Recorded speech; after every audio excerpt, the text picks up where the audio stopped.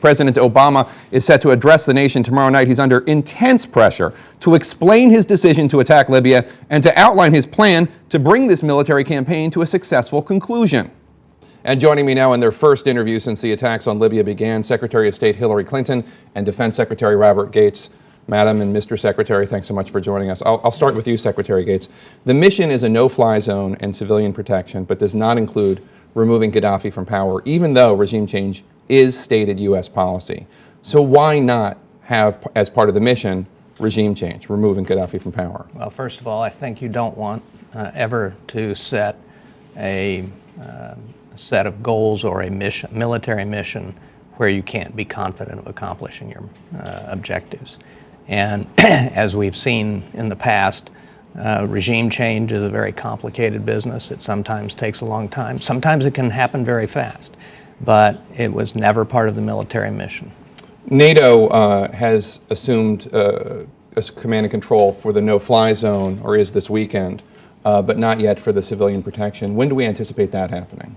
I think Hillary's been more engaged with that diplomacy than I have. Well, we hope, Jake, that NATO, which is making the military planning for the civilian protection mission, will meet in the next few days, make a decision, which we expect to be positive, to include that mission. And then, just as the arms embargo and the no-fly zone has been transitioned to NATO command and control, the civilian protection mission will as well.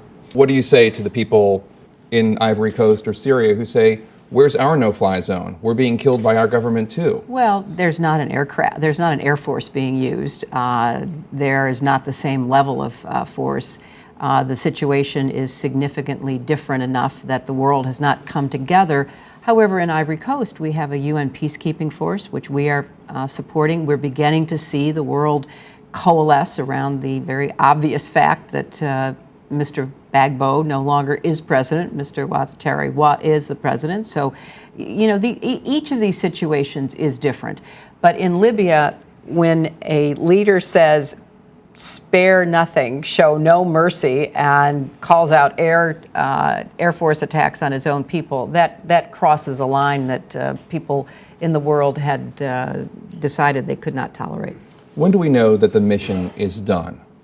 The no-fly zone has succeeded, civilian protection has stopped.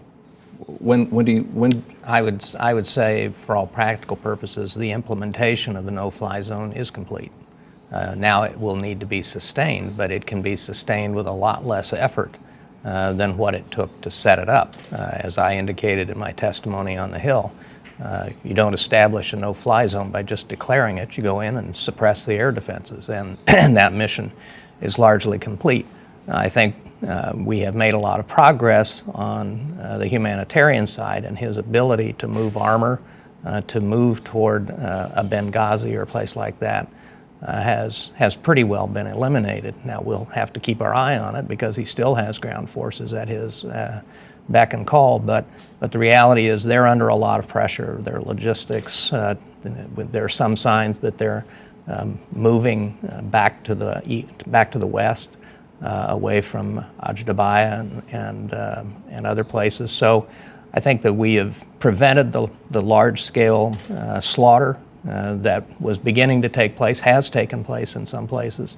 And so I think that we are at a point where the establishment of the no-fly zone and the protection of cities from the kind of wholesale military assault that we have seen, certainly in the East, has been accomplished, and now we can move to sustainment. You know, Jake, I would just add 2 points to what Secretary Gates said. The United States Senate called for a no-fly zone in a resolution that it passed, I think, on March the 1st. And that mission is on the brink of having been accomplished. And there was a lot of congressional support to do something. There is no perfect option when one is looking at a situation like this. I think that the President ordered the best available option. The United States worked with the international community to make sure that there was authorization to do what we have helped to accomplish. But what is quite remarkable here is that NATO assuming the responsibility for the entire mission, means that the United States will move to a supporting role. Just as our allies are helping us in Afghanistan, where we bear the disproportionate amount of the sacrifice and the cost, we are supporting a mission through NATO that was very much initiated by European requests joined by Arab requests. I think this is a watershed moment in international decision making. We learned a lot in the 1990s. We saw what happened in Rwanda. It took a long time in the Balkans, in Kosovo, to deal with a tyrant. But I think in what has happened since March 1st, and we're not even done with the month, demonstrates really remarkable leadership.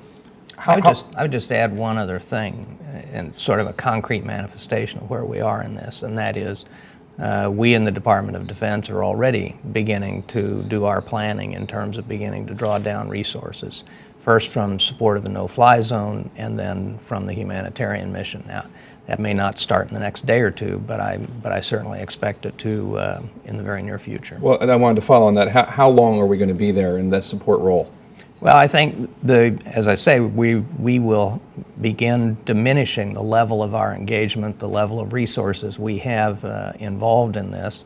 But as long as there is a no-fly zone and we have some unique capabilities to bring to bear, for example, intelligence, surveillance, and reconnaissance, some tanking ability, we will continue to have a presence. But a lot of the forces that we will have available, other than the ISR, are forces that are already assigned to Europe or have been assigned to Italy or are at sea in the Mediterranean. I've heard NATO say that they anticipate this. Some NATO officials say this could be 3 months, but people in the Pentagon think it could be far longer than that. Do you think we'll be gone by the end of the year? Will the mission be over by the end of the year? I don't think anybody knows the answer to that.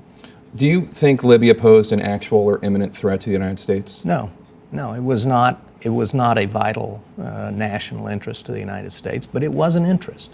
And it was an interest for all of the reasons Secretary Clinton talked about. The engagement of the Arabs, the engagement of the Europeans, the general humanitarian question that was at stake. There was another piece of this, though, that certainly was a consideration. You've had revolutions on both the east and the west of Libya. They're Egypt fragile. and Tunisia. Egypt and Tunisia. So you had a potentially significantly destabilizing event taking place in Libya that put at risk, potentially, the revolutions in both Tunisia and Egypt, and that was another consideration I think we took into account. And Secretary Jake, Clayton, how does Jake, I just want to add too, because I know that there's been a lot of questions, and those questions deserve to be asked and answered. The president's going to address the nation on Monday night. Imagine we were sitting here and Benghazi had been overrun, a city of 700,000 people, and tens of thousands of people had been slaughtered. Hundreds of thousands had fled, and as Bob said, either with nowhere to go or overwhelming Egypt while it's in its own difficult transition. And we were sitting here, the cries would be, why did the United States not do anything? How could you stand by when France and the United Kingdom and other Europeans and the Arab League and your Arab partners were saying, you've got to do something. So every decision that we make is going to have pluses and minuses. You heard the Secretary of Defense say that Libya did not pose an actual or imminent threat to the nation. And bearing in mind what you just said, I'm still wondering how the administration reconciles the attack without congressional approval with then-candidate Obama saying in 2007, the president does not have power under the Constitution to unilaterally authorize a military attack in a situation that does not involve stopping an actual or imminent threat to the nation. And as a senator, you yourself in 2007 said this about President Bush. If the administration believes that any use of force against Iran is necessary, the president must come to Congress to seek that authority. Why not go to Congress?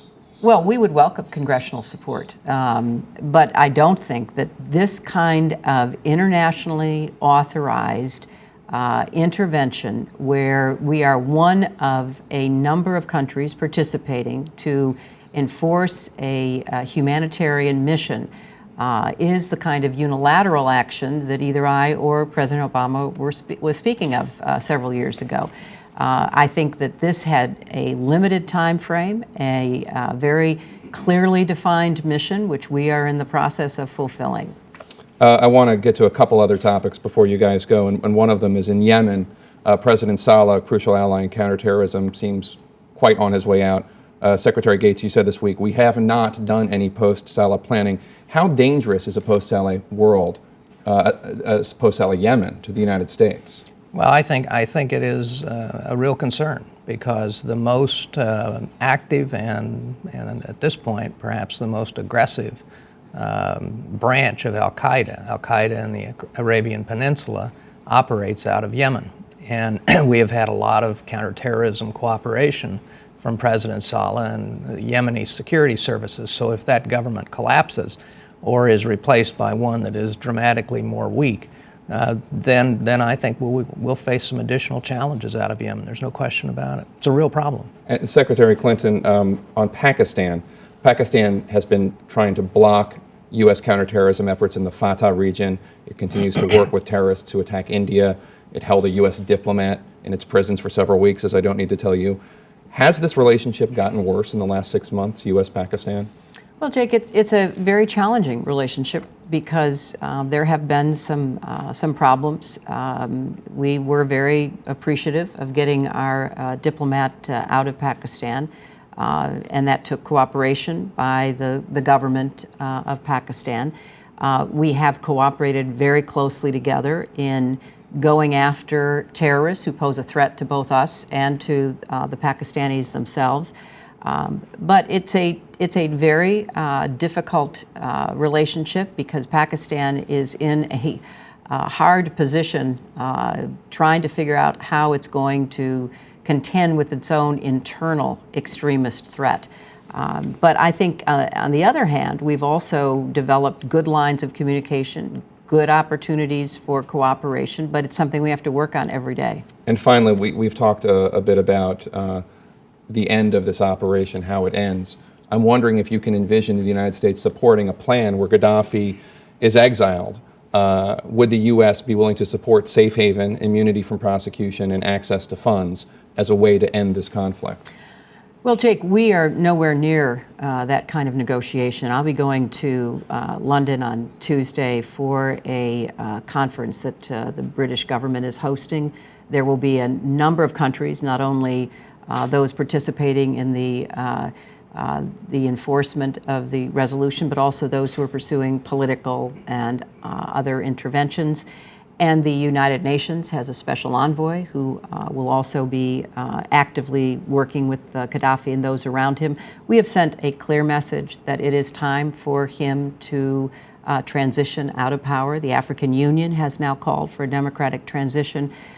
We think that there will be developments along that line in the weeks and months ahead, but I can't, sitting here today, predict to you exactly how it's going to play out. But we believe that Libya will have a better shot in the future if he departs and leaves power. All right, Secretaries Clinton, Secretary Gates, thank you so much for joining us. Thank you.